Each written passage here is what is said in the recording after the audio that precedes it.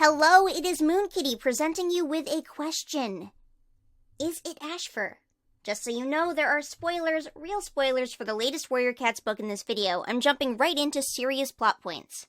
A couple other cat YouTubers have put in their opinion on this, but I figured it might be fun to actually contribute to fandom discussion for once. I'm going to start with the point that I believe Lost Stars is an excellent Warrior Cats book. It's exciting and interesting and is one of just a few books since the first series where I felt like there were actual stakes. Not that the books aren't good, mind you. I've enjoyed plenty of slow-moving Warrior Cats books. I mean, there are plenty that I also haven't enjoyed, but plot-wise, this one was engaging.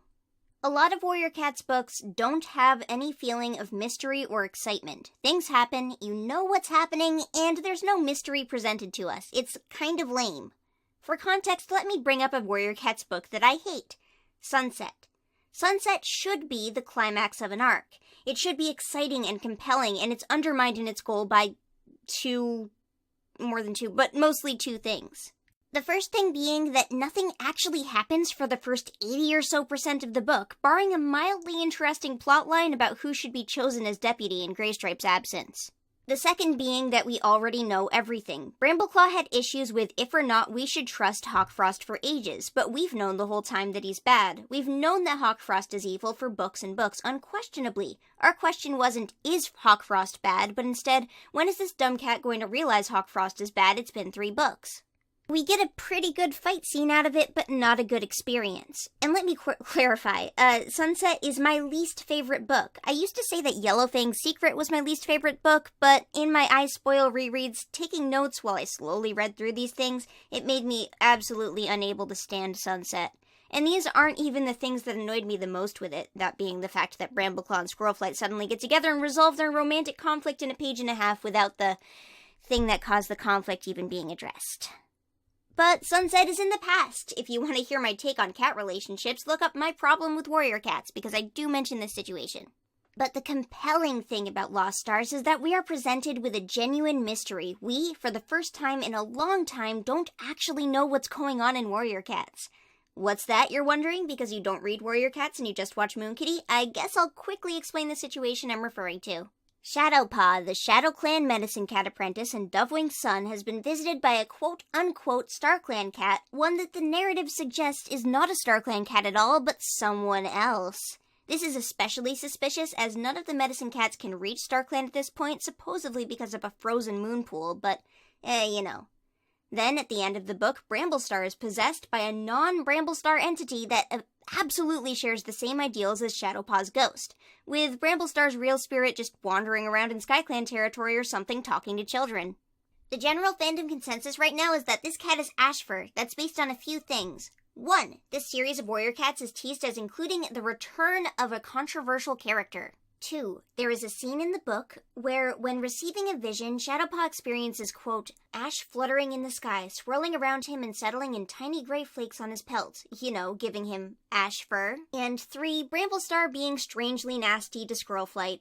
Well, not strangely, I guess nasty to Squirrelflight in a new way. And I do believe the authors want us to guess it's Ashfur, and I do believe that it turning out to be Ashfur is the most likely case. That said, I don't like it. Initially, I was excited by the idea that Ashfur would play some sort of part, but now I'm concerned that if Ashfur is back, he's just completely different, acting on new goals, new morality, and involving himself in something that is far outside his usual scope. At first, the idea that Ashfur would come back was great, in my opinion, because it would introduce a Squirrelflight-focused arc, maybe hammer in the fact that she didn't do anything wrong, and give us a proper explanation as to why Ashfur was in StarClan and a better perspective on how StarClan works. With Squirrelflight's book coming up, I might get this context, as she seemingly spends some of it dead, but we'll see. That said, this plot point has some really unfortunate implications for StarClan, the first being that you can lie to get in. You can deceive StarClan and not go to the Dark Forest. We already know that you can harbor malicious thoughts in StarClan and that you're not made into some perfect angel cat looking down from the heavens, but this implies that you can be just downright evil, get into StarClan and nobody will have any idea. Great afterlife you got there, cats. It's Ashfur. We know it's going to be Ashfur. The ash falling on Shadowpaw's pelt is way more than big enough a hint in that direction. Maybe not alone, but combined with the controversial character comment, it's almost for sure. There are other controversial characters in Warrior Cats, as far as the fandom goes, and I'd say the biggest ones are Clear Sky, Ashfur, Hollyleaf, and Breezepelt. Clear sky is impossibly unlikely. The guy's so dead that he's probably a sliver of light in the sparkle of somebody's eye right now, no matter how many cats remember him. Hollyleaf was recently shown to be a pretty upbeat ghost with the bonus chapter in the same book. Breezepelt's alive, and so are some more minor controversial characters like Crowfeather, Bumblestripe, presumably Soul, and Sleekwhisker. Other options, like Tigerstar and Hawkfrost, are dead. Mega super dead. So dead that their ghosts are dead.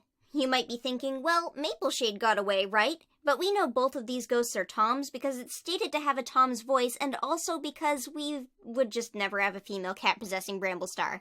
Knowing these books, it's just impossible. So it's probably Ashfur.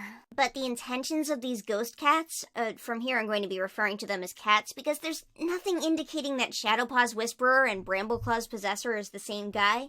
The intentions of these ghost cats are to punish Codebreakers, cats who have gone against the warrior code. They, so far, haven't been distracted by any more minor issue than their main goal, as you would expect from a cat using this narrative as an excuse, or one that didn't truly believe in it.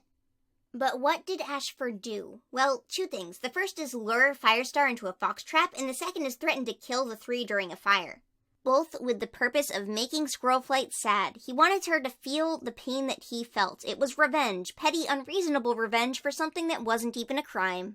In both cases, however, Ashfur chickened out. In the first, he at some point chose to rush into camp and tell people that Firestar was caught. We know this wasn't part of the plan because it was by tracing Ashfur's fear scent that they tracked down the Brambleclaw Hawkfrost murder committee.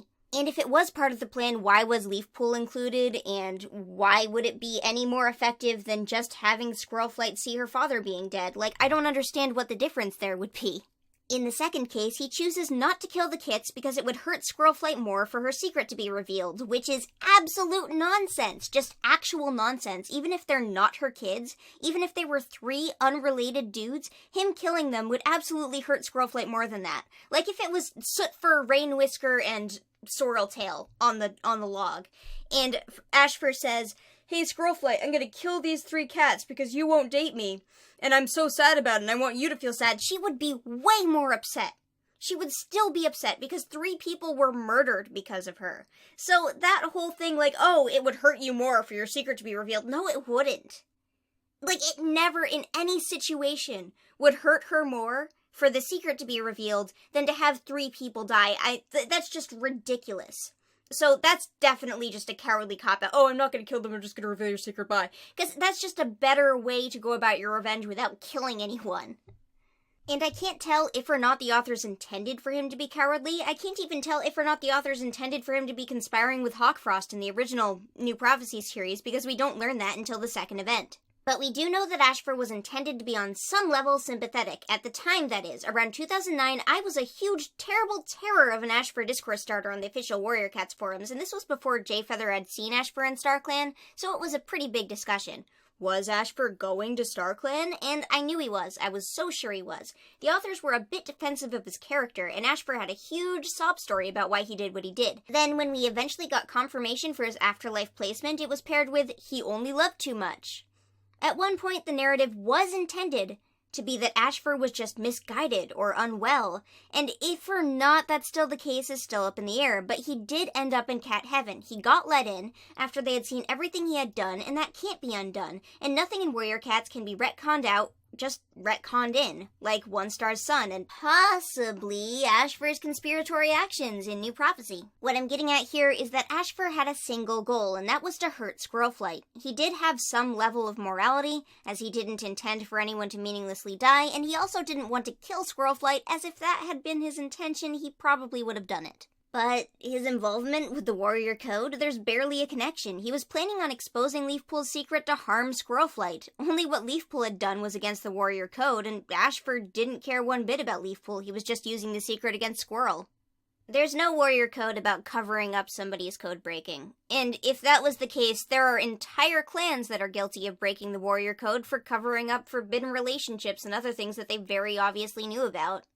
But the issue here is that Ashfur's motivations don't line up. A couple people have suggested that that's all just a plot, a front with the intention of getting close to Squirrelflight, but that doesn't make sense, as he doesn't like Squirrelflight anymore by the time he's going after her. He only wanted revenge. Not only that, but he got his revenge. Exactly what he wanted to happen happened. Squirrelflight was miserable, and the secret was revealed.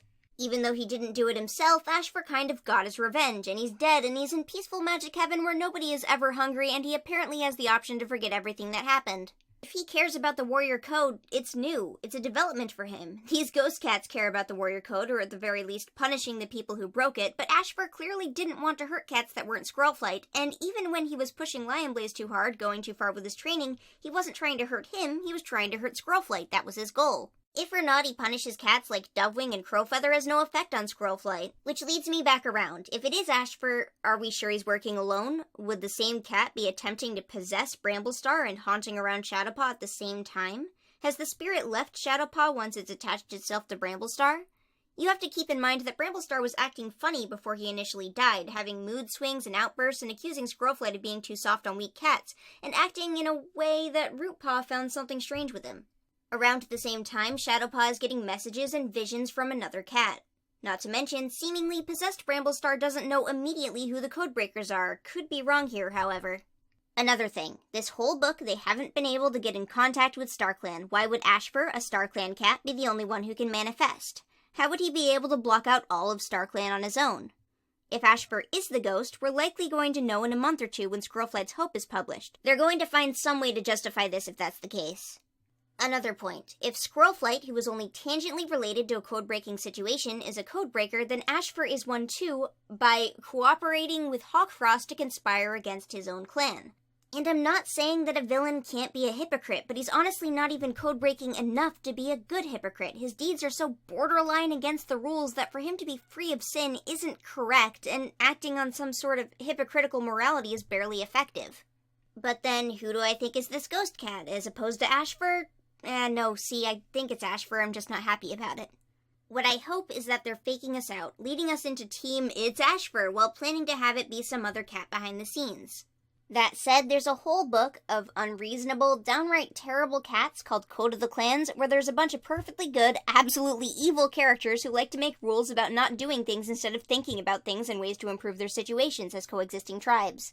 I mean, just in general, plenty of cats could be dissatisfied with the state of their societies if they die and suddenly realize that they were the only ones actually following the rules. This entire thing will make a lot more sense if it's not Ashfur alone, but an actual subsection of StarClan. Allow me to, put on a tinfoil hat for a minute. StarClan seemingly is run by past leaders and medicine cats. Cats like Bluestar, Yellowfang, and the like have a lot more power than other cats do, and they're seen making decisions and having discussions among each other about the fate of the clans long after they've been in charge of them. But plenty of the cats have committed some crime against the warrior code, while still having some level of control over future generations. They're just as poorly behaved as the newer generation, but Silverstream gets to come down from cat heaven and have discussions with Power of Three cats. It would be very reasonable to assume that there's a whole subsection of well-behaved cats in StarClan that are dissatisfied with this, or believe a bad example is being set. What would be incredibly interesting to me would be that if this isn't Ashfur, but instead a whole collection of cats that didn't break the warrior code in life, trying to get their lives back on track. But yeah, it's Ashfur, at least in part. Ugh.